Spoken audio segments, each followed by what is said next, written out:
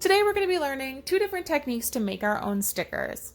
For both, you're going to need the packing tape and the parchment paper that was in your kit. For the first technique, you'll also need paper. I'm using white paper, but you could use any background color, something to color with. I'm using markers, but you could use anything, and a pair of scissors, as well as something with a straight edge. I'm using a ruler. You could also use a card, like a library card. For the second method, you have to be able to print something out at home. Laser printers work best. Inkjet are potentially okay, but might not have the best results. You'll also need a bowl of warm water for the second method. Again, the second method only works with printed words or pictures, and you need those to be really thick. Delicate lines or really detailed small drawings won't work for the second method. On to method number one. The first thing you're going to do is color a picture. You could also write a word if that's what you want your sticker to look like.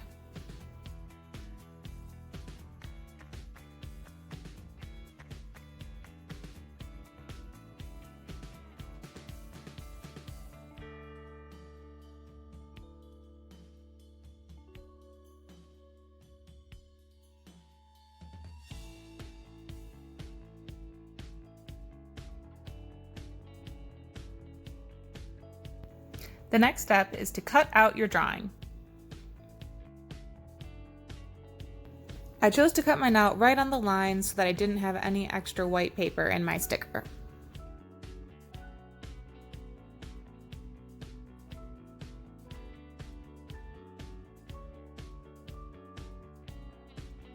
For your next step, get the parchment paper. You're going to use the packing tape to create a base layer on the parchment paper that is big enough to fit entirely behind your sticker. Try to touch the sticky side of the tape as little as possible because you want it to be as clear as possible when you're done.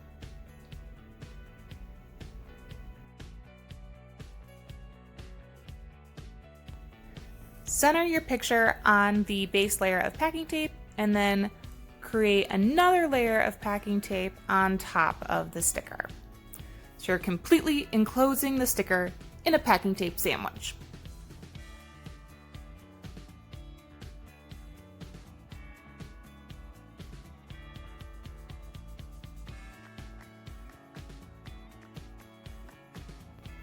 Next, you're going to use your ruler or card, like a library card, to flatten the tape as much as possible. Really press down, get it stuck onto your image, and also to press out any bubbles that might be underneath the tape.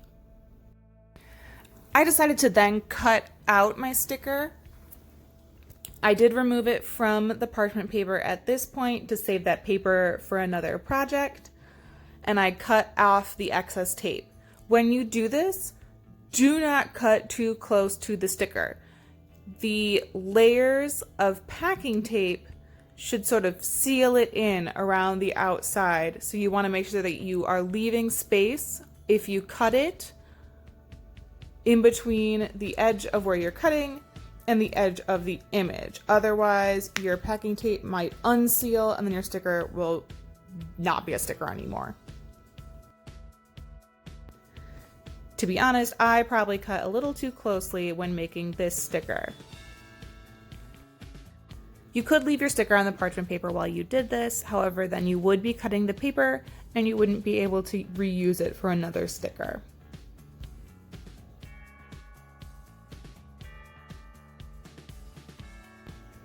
Now it's time to put your sticker on something.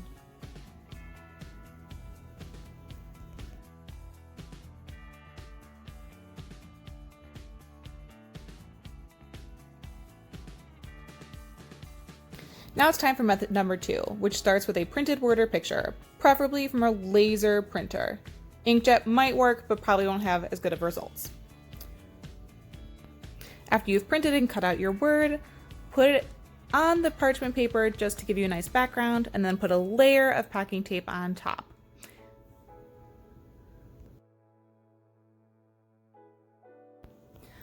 Once again, use your ruler or card, like a library card, to flatten the tape as much as possible, push out all the bubbles. You'll be able to tell the ink will actually look darker on the parts where you've already rubbed, and you really want to press super hard down while you do this. This is a really important part of the process. I then chose just to trim the excess from around the edge so I'd have less paper I had to rub off the back.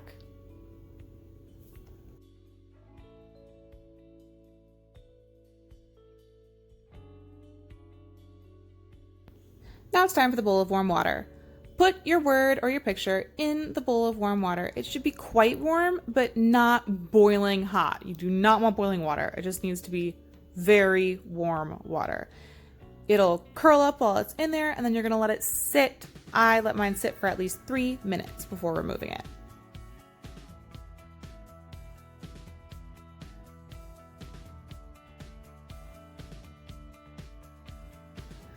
Once you remove it from the water, you're then going to rub the paper off the back.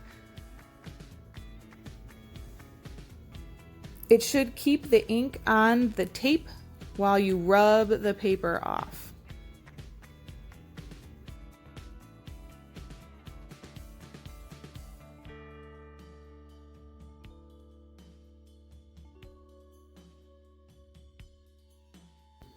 Keep on rubbing until all of the paper is removed from the back, and then I even rinsed it in the water again to remove any last little bits of paper that might still be on the tape. The tape won't be as perfectly clear as it was before you started this process, but that won't really matter once you stick it to your object. It also won't feel sticky at this point.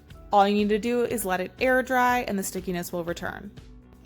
Once it's totally dry, you can stick it on any object that you like. I used this one to label my sugar container. Thank you so much for watching, and I hope that you enjoy making your own stickers. We'll see you next time!